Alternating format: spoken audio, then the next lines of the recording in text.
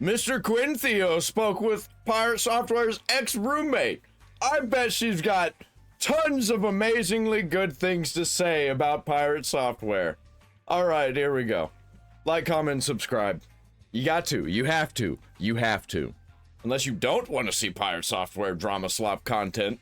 I get it. I get it.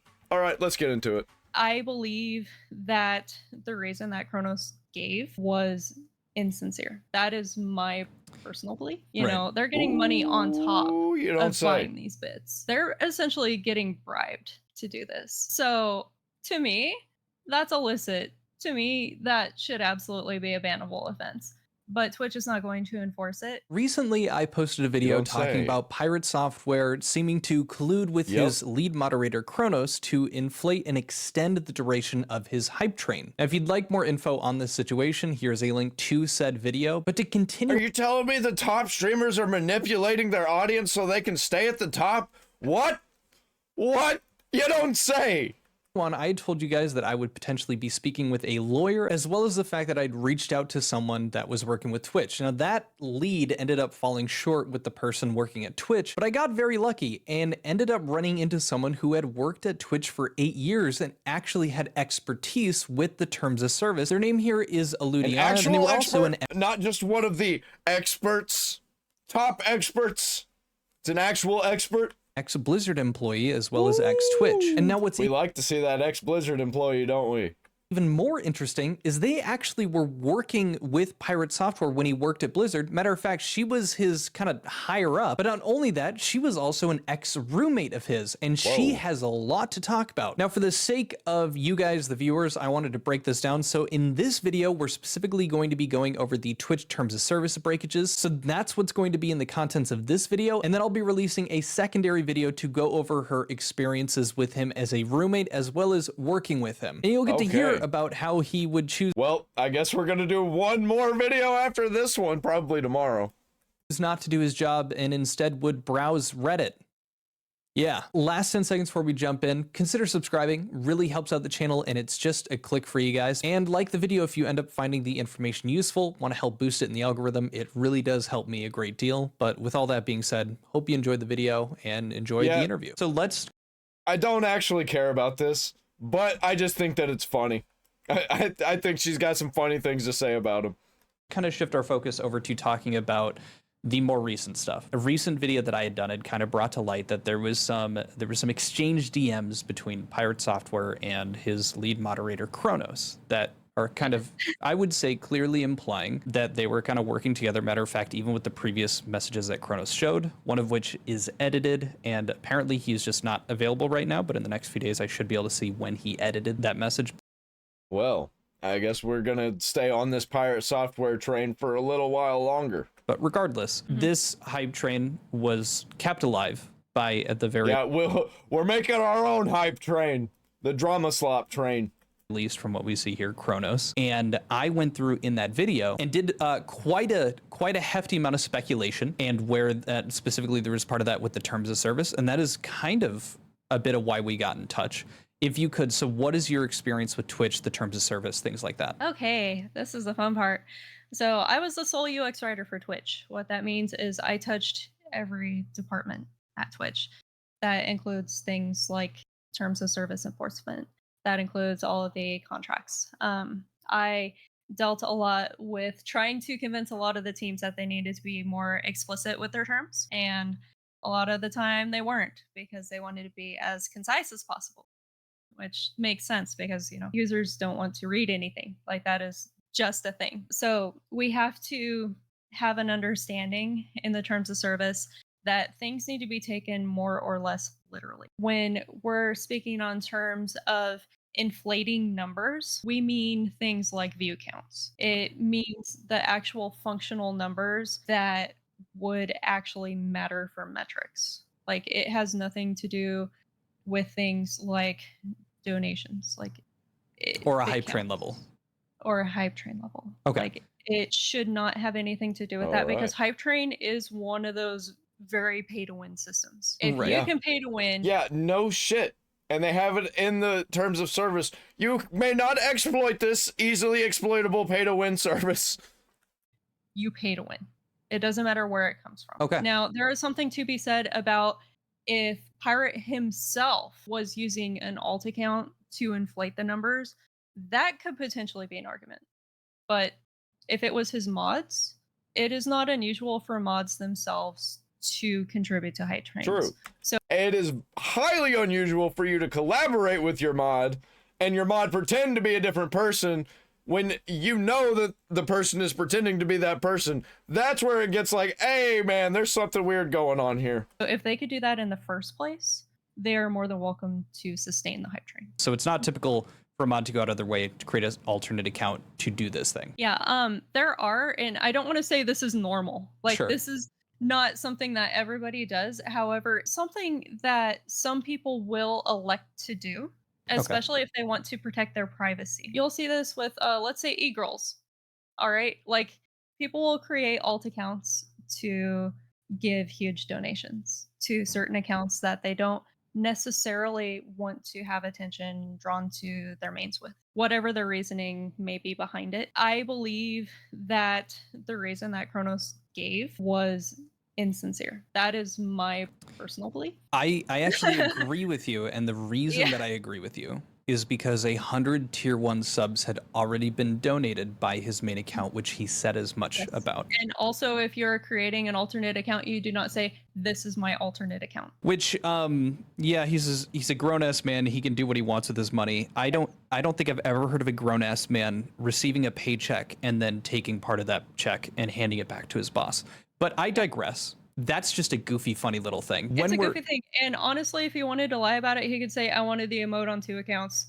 Yeah, there are so many better excuses. Yeah. Okay, so this was the first main point that I had brought up. And so the reason that I was looking at this specific point here was the offering to sell, trading, bartering, or transferring bits to other users to Twitch in exchange for a real or virtual currency. Now, the reason I use this is because, and I actually didn't know this at the time, but the assumption was based on the verbiage that they used in their discussion.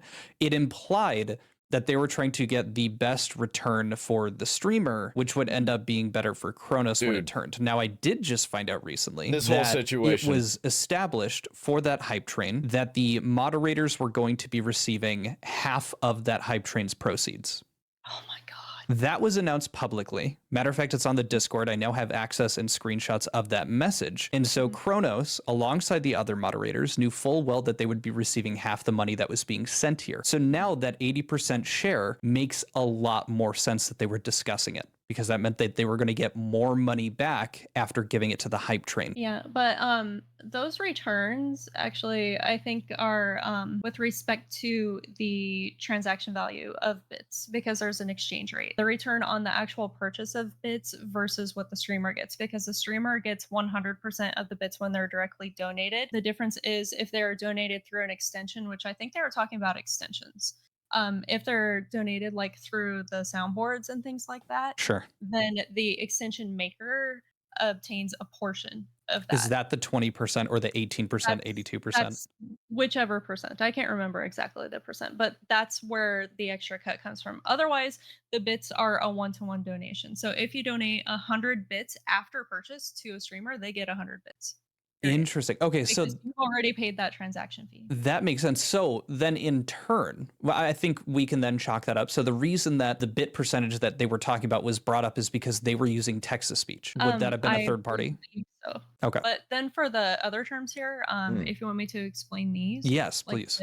Real or virtual currencies. This pertains to something like Robux. That's real or virtual currencies, like any of those virtual currencies. So like giving bits to a creator in exchange for Robux. You're giving me bits for WoW Gold. Can't do that. Again, so the main reason that I was focusing on is like for that real currency. So I would say what you're arguing here, and correct me if I'm wrong, is that even though Kronos at this point understood that he would be getting a return of the money that was donated through the hype train, whether it be through bits, donations, etc., subs, even with him knowing that fact, and then donating to the stream. In his head, or the way that he's understanding it, or maybe that pirate, or, you know, just for the hypothetical, they know that they are donating these bits, and in return, they're going to be receiving half of the funds that come back, or as that's dispersed among the moderators. Even with that kind of like thought process, that doesn't change the fact that at a fundamental level on the Twitch service, it was not a direct exchange for finances. That's what I'm worried about. Like, that's Okay. the way that Twitch should enforce it, but that's not how this is written. Okay. That's the massive thing about the terms of service. These are the things that I was constantly. Yeah, terms of service are created to keep the big creators making as much money, being as popular as possible without getting banned, and the small creators, they can't let them have a rise. Because you never know. You can't control the small creators. You never know what they're going to be like. Some of them you can control, some of them you can't. You never know. You just always taking that chance. Fighting while I was at the because they need to be more explicit about this. Because yes, they are making these bits donations in lieu of a payout later on. Like, they know they're going to get paid back, and not just reimbursed. They're getting a paycheck for this work. You Right. know, they're getting money on top of buying these bits. They're essentially getting bribed to do this. Yeah. So to Yeah. me, that's illicit. To me, that should absolutely be a bannable offense. Yeah, and like, imagine one of the other mods, they're trying to get in good with you, and they just, you know, they know the way to your heart is to give back to you their paycheck. And then you're like, this is one of my top mods, the mod that pays me. The mod that pays me their paycheck as soon as they get paid. That's so scummy. That's so shitty to even allow that to be a thing. Like, oh, mods, they're allowed to do whatever they want with their money. No, I don't give a fuck. Don't be allowing your mods to pay you. That's shitty. But Twitch is not going to enforce it because they were not using bits to exchange directly for money. Even if this is like, okay, well, we'll work around the rule. There's no, well, we're not planning to go forward and like edit the rule to make it more specific because they prefer conciseness over coveringness. They didn't send 10,000 bits for an Apple gift card. That's all this is planned to cover. It is seriously messed up. Okay, well, totally fair. I genuinely hope that I am wrong. The way that this is written and the way that this has been enforced, unless there is an actual transaction taking place, there is no way that this would be enforceable. Okay. It really does suck because I completely agree with you. That is how it should be enforced. There was collusion. There was a payout here. Yes, Yeah. the thing that makes it worse for me isn't that is happening. It's just how that ends up incentivizing a viewer, someone that is potentially willing to donate, how that impacts their psyche when it goes into, do I donate to this person? Because that is just like, even with me when I was starting out my channel, it is enticing to pump my numbers up, whether it be through ads, whether it be through like any sort of type of viewership, because when you approach a number where, like, for subscribers, you hit 100K, you have a check mark next to your name. You have 100,000 views on a video that's gone out in a couple hours. People are more incentivized to click on it because of that, you know, appealing to the popularity of something. There's kind of like a guaranteed buy-in that people understand, oh, this. Yeah, they see $300 donation, and they're like, oh, this person gets a lot of donations, a lot of big donations. I'm going to donate too because they're obviously a good person. Somebody that I want to see, because people are fucking stupid, but that's besides the point. It doesn't matter if people are easy to manipulate. Don't manipulate them. I don't know what's so hard about that. This person's reputable, and you can see that proof by other people being willing to follow, listen, donate, etc. Yeah, not only that, but oh, does this mean that we can bot hype trains now to keep them going in perpetuity? And then they also are rewarded. The viewers are rewarded with the Cap Infinite emote, with other rewards along the way. And now there's also a popular, like, he got a news article when he broke the 106 world record. There's a lot to gain by also stimulating this. Good to hear that from someone who has that experience on Twitch. I'm glad it's not just no, we're on the same page. Like, I regularly raged at this company. I was one of the few people who is actually embedded in streaming. Like, I was one of the few people who was a moderator for heavier partners and also a regular streamer on the platform. And it's things like this where, like, you need to clearly outline what is going on here. Like, what do these terms mean? Because people are going to exploit the system. The engage in viewership tampering, and then but they tell you not to exploit it. They tell you not to. and then they don't ban people when they exploit it.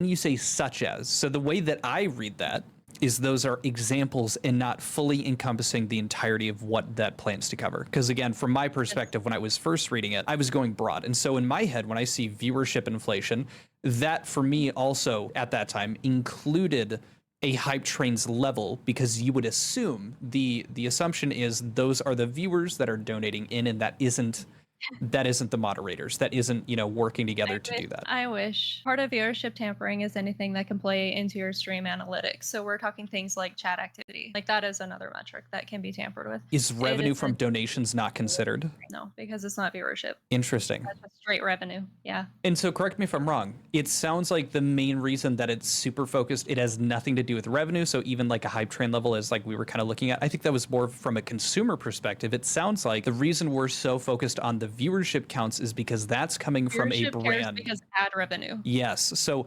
that's going to look bad, and that's going to end up with Twitch losing money if they don't enforce, like, you know, making sure people aren't botting views, because then those aren't actual returns on advertisers. This can make Twitch lose their own monetization from advertisers. This can make them lose ad partners. That makes sense. In 10.2 here. And they're not going to do anything. This is against the terms of service, and you will not impersonate any person or entity, falsely claim an affiliation with any person or entity, access the Twitch services accounts of others without permission, etc., etc., misrepresent the source, identity, or content of information transmitted via the Twitch services. Or he 100% did this, but I don't think that Twitch is going to see it that way.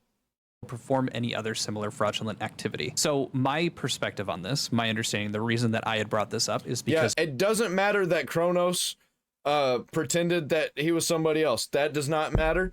What matters is Pirate Software knew that he was going to pretend to be somebody else for the donation. That's where it matters. But Twitch, really, they're not going to see it that way. On purpose.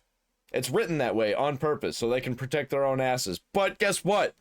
It's easily exploitable, and advertisers are not going to be okay with this. Kronos, who I would consider at this point a public figure because of he has his own socials. He is the lead moderator for Pirate. It was their stream, so I think for all points considered, the viewership of that treats him as a public figure as well. Yeah, the problem is that he is Pirate Software's mod, and Jason Hall, Pirate Software, knew that he was pretending. That's where it all gets to smelling like a pile of shit. He had an alternate account that he misrepresented as someone who knew Kronos, who spoke highly of Pirate as if, you know, they were a viewer and they donated in that sense. And so technically, yes, it is a false affiliation with Kronos because this is Kronos himself. He faked having a friend. But the more, you know, that's funny. But the more specific thing, right, was the misrepresenting the source, identity, or content of information transmitted via the Twitch services. He misrepresented. Yeah, I think they knew how Twitch was going to see it in the TOS, and they were just like, you know, just barely going around it. Faked being somebody else. Yeah, and sadly, this tends to only work the opposite direction. So lying upward is what you get in trouble for. Lying downward, you do not get in trouble for. And they see that as trying to protect your real identity. So it's not hiding who you are because I'm a moderator and I can't let people know I'm a moderator. They see that as, yes, you want to not have people know that you're a moderator because I'm actually a big fan of my boss, like such a big fan that I'll just spend my paycheck that he gives me back onto him. That's fucking crazy. That's fucking insane. Nobody does that. This is bullshit. Then they might try to cause problems because you're a moderator. They're not looking at it as I'm obfuscating where this money is coming from to keep this hype train alive. Because again, this is also, admittedly, this is a niche thing in comparison to Twitch's like general audience, but they're more specifically focused on some people don't want their identity and they typically, and so, I mean, the rule is in place not to avoid potential fraudulent activity by pretending to be somebody else. It is to obfuscate to protect the identities of people who don't want to be harassed. Yeah, the fraud would be like if he was posing as Asmongold and saying, you know, I am making it's like co-signing a crypto and putting a big name behind it. Yeah. Yes. Okay. Correct. And I mean this. Thank you, because these are corrections to the arguments that I made, but more than that, it's very good to know that like a bit of an understanding of the intentions of these TOS guidelines. That's what I was kind of saying, that I don't think that really there's fraud here. That'd be crazy if there was fraud here, but it's definitely shitty. It's definitely manipulation. It's definitely playing into the fact that he's a big streamer who's got mods that are willing to pay back their paychecks, I guess. That's fucking weird. That's totally not what's going on. We all can see what's happening here. We all can see it. It's fucking bullshit. It's manipulating the system to boost yourself. But when you're at that level, you're just allowed to do that, I guess. As opposed to how I interpreted them based on the situation. It's cool to know that that's where they're coming from, and it makes more sense given the context. Yeah, and honestly, like, this is how they are supposed to be interpreted, because this is how they were written to be understood. As a side note, you said that you wanted to show me a bit of proof that you two were working together. Do you have that with you? Oh, yes, I do. So this is an interesting artifact. This was the Platform Services yearbook that they did one year. This was 2013. 2013, there it is. Okay. I'm not sure how many of these they produced because they were rather expensive, but this is us right there. Okay, and so we've got, and it's kind of grainy. Would you be able to send me a photo of it too? I could probably just throw it up on the screen as well. Absolutely. But yeah, you're right next to each other. You're both halls. We're right there. We're both halls. Hence the presumed siblingness, I guess. But his title there is Associate Test Engineer. Well, thank you so much for spending this time like going over this. Like truly, I appreciate it. Yeah, thank you for the time. So to my complete and utter dismay, I was wrong about every single Twitch terms of service. Where I thought it could be broken, it ends up being that the reason that those were written the way that they were was for a completely different reason. And honestly, I kind of expected that I'd at least be wrong on a couple of them, but you know, maybe I guess not all of them. But it's good to know why these terms of service were written the way they were. Moreover, why there probably is they're written like that because Twitch fucking sucks, dude. Going to be any consequences sent. They definitely make it so people can manipulate it, can exploit it, if they have enough money to pay. That's definitely how Twitch's TOS is written. It's fucking disgusting. And they just let people like Pirate Software manipulate it. Pirates away from Twitch. I mean, at the end of the day, their bottom dollar isn't being impacted by this more than it's actually being a positive for them. They're making more money by allowing this kind of behavior. And from how I understand it, Twitch is still working at a loss. So any way that they can make money, they're going to do it. And they're probably not going to address this. But I'm curious to hear what you guys think. That's what I was saying. Nothing's going to happen. There was no actual fraud. It's just shitty. It's just really, really shitty. And nobody's going to do anything about it. And we're just going to talk about it. And we're going to keep talking about all this shit. I want to know what Jason Hall is really like in real life. I want to know what it was like to be living with this person. So be sure to check out the next video where Quintheo talks to that chick about that. Like, comment, subscribe, ring the bell for all the notifications.